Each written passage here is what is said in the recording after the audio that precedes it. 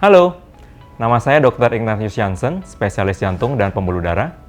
Saya adalah seorang elektrofisiologis dan juga intervensi kardiologis.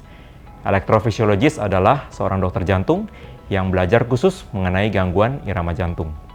Saat ini saya berpraktek di Eka Hospital BSD dan juga RSU Kabupaten Tangerang.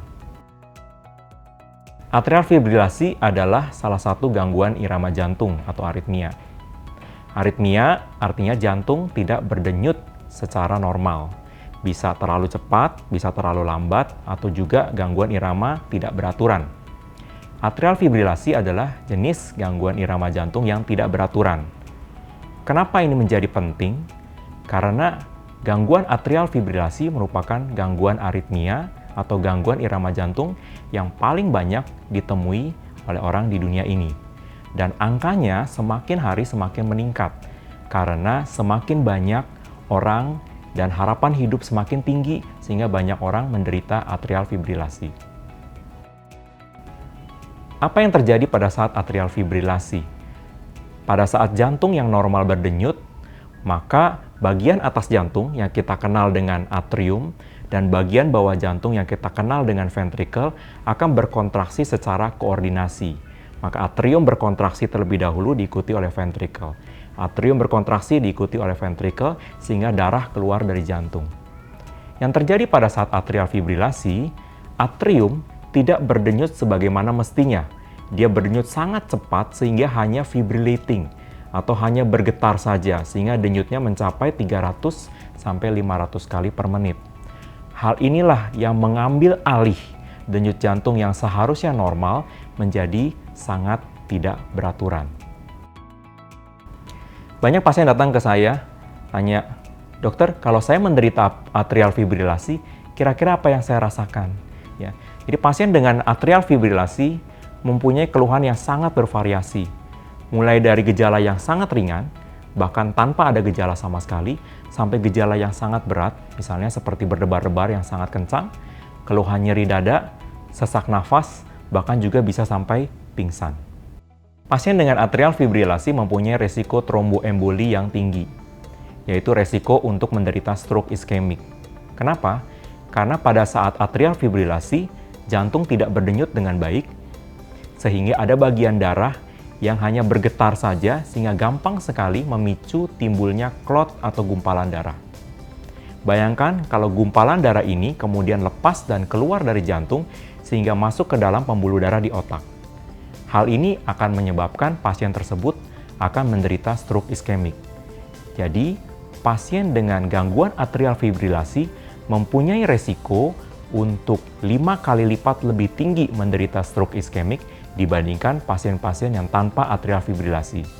Dan pasien atrial fibrilasi yang menderita stroke mempunyai stroke atau memiliki angka stroke yang lebih parah dan lebih berat dibandingkan pasien-pasien yang tanpa atrial fibrilasi. Apa sih faktor resiko untuk atrial fibrilasi? Faktor resiko atrial fibrilasi yang paling utama adalah usia.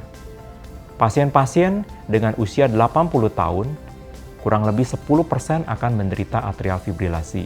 Dan kita jarang sekali menemui pasien-pasien di bawah usia 65 tahun untuk menderita atrial fibrilasi. Tetapi selain faktor usia, ada faktor-faktor lain. Contohnya, hipertensi atau darah tinggi, kencing manis, kemudian juga penyakit paru, kemudian banyak minum alkohol, dan kemudian juga obstructive sleep apnea, itu juga bisa memicu timbulnya atrial fibrilasi. Dan faktor-faktor ini akan mempercepat seseorang menderita atrial fibrilasi. Bagaimana kita mendiagnosis atrial fibrilasi? Saat ini kita bisa menggunakan banyak cara untuk mendiagnosis atrial fibrilasi. Prinsipnya atrial fibrilasi adalah denyut jantung kita berdenyut secara irregular atau tidak beraturan. Kita bisa menggunakan ujung jari kita untuk meraba nadi kita, baik di lengan ataupun di leher sebelah kanan ataupun sebelah kiri. Dengan demikian kita bisa menghitung berapakah denyut jantung kita dalam 1 menit, kemudian apakah denyut jantung kita reguler atau tidak teratur atau irreguler. Selain itu, kita juga bisa menggunakan banyak-banyak alat yang lain, contohnya oximetry.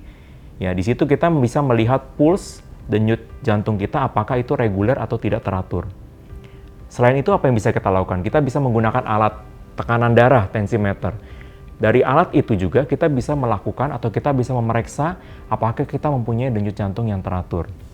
Dan saat ini, saya yakin yang paling banyak digunakan adalah wearable device. Wearable device seperti smartwatch atau smartphone, ya, yang saat ini bahkan beberapa smartwatch yang canggih sudah bisa merekam lead ECG 1 lead seperti Apple Watch atau Samsung Watch dan lain sebagainya. Apabila kita merasakan denyut jantung kita irregular atau tidak teratur, lewat alat-alat ini kita bisa datang ke kardiologis atau ke elektrofisiologis, ke dokter untuk memastikan. Karena dokter akan melakukan pemeriksaan tambahan seperti perekaman irama jantung atau kita kenal dengan EKG, atau Holter monitoring selama 24 jam, 48 jam, atau bahkan lebih panjang dari itu. Terapi atrial fibrilasi terdiri dari beberapa tahap. Tahap pertama kita kenal dengan A, B, dan C. Tahap A ini avoid stroke or anticoagulation.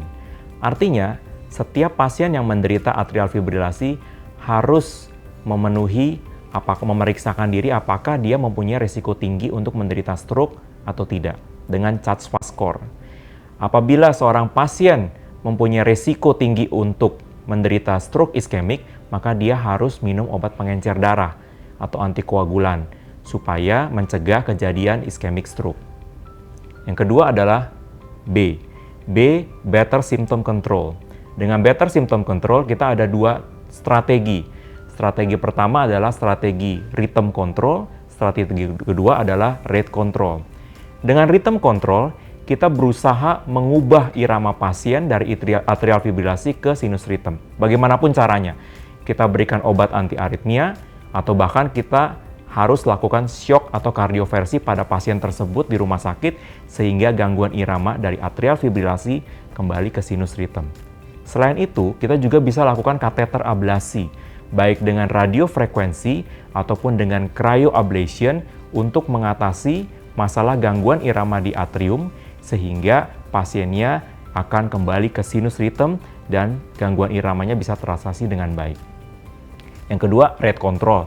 Kalau pasien dengan rate control, ini pasien pada persisten atau permanen atrial fibrilasi, di mana pasien sudah sadar dirinya menderita atrial fibrilasi dan tidak berusaha untuk mengubahnya kembali menjadi normal. Yang dilakukan adalah menjaga supaya rate-nya terkontrol antara 80 sampai 110 dalam 1 menit, supaya pasien mengurangi keluhan berdebar-debar. A, B, kemudian yang C. Yang C adalah kita atasi comorbidity, like diabetes, kemudian penyakit ginjal kronik, penyakit paru, obstructive sleep apnea, semua itu juga harus diatasi sebagai manajemen yang komplit untuk mengatasi seseorang pasien dengan atrial fibrilasi. Apa yang harus kita lakukan kalau kita menderita atrial fibrilasi? Yang pertama, jangan panik dan jangan takut, segera datang ke kardiologis, ke dokter jantung dan juga elektrofisiologis untuk mendapatkan penanganan yang lebih cepat. Dengan demikian, prognosis pasien-pasien dengan atrial fibrilasi akan semakin baik. Banyak orang yang hidup dengan atrial fibrilasi dan mereka tetap bisa beraktivitas dengan baik dan normal.